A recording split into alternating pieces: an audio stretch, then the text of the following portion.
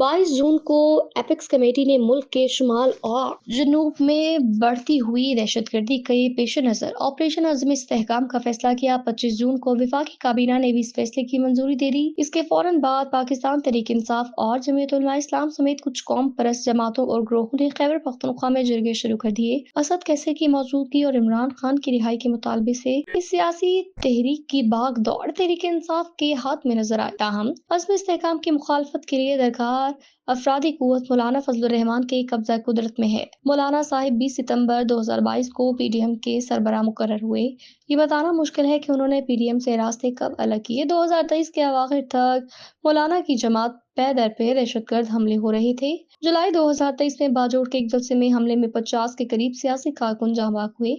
31 दिसंबर 2023 को डेरा इस्माइल खान के करीब मौलाना के काफिले पर फायरिंग की गई। इस तहरीर में मौलाना फजलुर रहमान के कुछ हालिया इरशादात पर तनकीद मतलूब है। चुनाचा मुनासिब मालूम होता है कि मौलाना के बारे में अपनी गुज़िश्ता आरा का मुख्तसर खुलासा पेश कर दिया जाए। मौलाना फजलुर रहमान अक्टूबर 1980 में अपने वालिद मौलाना मुफ्ती महमूद की वफात के बाद 27 बरस की उम्र में जमीयत उलमा इस्लाम के सेक्रेटरी मुकर्रर हुए थे और इसी बरस अपनी जमात के एक धड़े के सरबराह बन गए। 6 फरवरी 1981 को तहरीक बहाली जमहूरियत MRD कायम हुई तो मौलाना फजलुर रहमान उसका हिस्सा थे। कौमी इत्तेहाद से बहाली जमहूरियत के लिए जद्दोजहद तक इस सफर से मौलाना की सियासी कामत में इजाफा हुआ। मौलाना ने पेशावर यूनिवर्सिटी और मिस्र की अल-ज़हर यूनिवर्सिटी से रस्मी तालीमी असनाद कहीं बाद में हासिल की। असलम बेग और हमीद गुल ने IJI बनाई तो मौलाना फजलुर रहमान दाएं बाजू के इस इत्तेहाद से अलग रहे, बल्कि उन्होंने ओहदा सदारत के लिए नवाबजादा नसरुल्लाह खान की हिमायत करके असलम बेग साहिब से नाकाबिल अशरात अल्फाज में गोशमाली भी करवाई। 2022 में तहरीक अदम एतमाद के मौके पर जनरल कमर जावेद बाजवा से तलब कलामी तो अभी कल की बात है। 2002 में मुशर्रफ के ज़ेरे साया वजूद में आने वाली असम्बली में मौलाना वज़ारत उज़्मा के उम्मीदवार थे और महज एक वोट से ये इंतखाब हारे। दिलचस्प बात है कि कायदे ऐवान के इंतखाब में इमरान खान वाहिद रुकन असम्बली थे जिन्होंने किसी उम्मीदवार को वोट नहीं दिया। मौलाना की ख्वाहिश कुछ ऐसी गैर संजीदा भी नहीं थी। 2010 में विकीलीक्स से मालूम हुआ कि मौलाना ने 2007 में पाकिस्तान में अमरीकी सफीर एन पेटरसन को एक डिनर दिया था। अमरीकी सफारतकार के मुताबिक मौलाना ने इस मुलाकात में अमरीकी सफीर से वज़ीर आज़म बनने में मदद मांगी थी। अमरीकी सफीर के मुताबिक गफूर हैदरी ने इस मौके पर तस्लीम किया था कि पाकिस्तान में तमाम अहम सियासी जमातों को अमरीकी हुकूमत से मंजूरी दरकार होती है। इत्तफाक से ये वही वक्त था जब मौलाना MMA के जरिए सरहद असम्बली में तहरीक अदम एतमाद पेश करके परवेज मुशर्रफ की दूसरी मुद्दत सदारत की राह हमवार कर रहे थे। 2022 में तालिबान ने दोहा मुआहदे की खिलाफ वर्जी करते हुए काबुल पर कब्जा कर लिया तो TTP के लिए अफगानिस्तान महफूज पनाहगाह बन गया। इस दौरान तहरीक इंसाफ हजारों दहशतगर्दों को पाकिस्तान वापस लाई। नतीजा ये कि 2022 की निस्बत 2023 में पाकिस्तान में दहशतगर्द हमलों में 67% इजाफा हुआ। तकरीबन 1000 हमलों में सैकड़ों जानें जाया हुई। तालिबान ने नवंबर 2022 में यकतरफा तौर पर जंगबंदी खत्म की तो जनवरी 2023 में पेशावर के एक मस्जिद पर हमले में 100 से जायद शहरी शहीद हुए।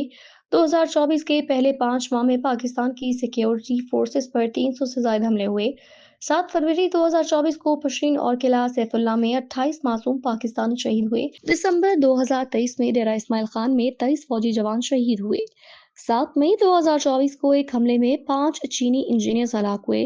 काबिल गौर अमर यह है कि चीन वाहिद मुल्क है जिसने तालिबान से सफारती ताल्लुकात कायम कर रखे हैं। नीज ईरान, भारत और तुर्की अफगान हुकूमत के साथ गहरे राब्ते में है। गुज़िश्ता अफगान हुकूमतों की तरह तालिबान डेविड लाइन को बैनुल-अक़वामी सरहद मानने से इनकार कर देते हैं। पाकिस्तानी अफवाज अफगान इलाके में दहशतगर्द पनाहगाहों पर हमला कर चुकी है और ख्वाजा आसिफ अब भी इस इम्कान को रद्द नहीं करते।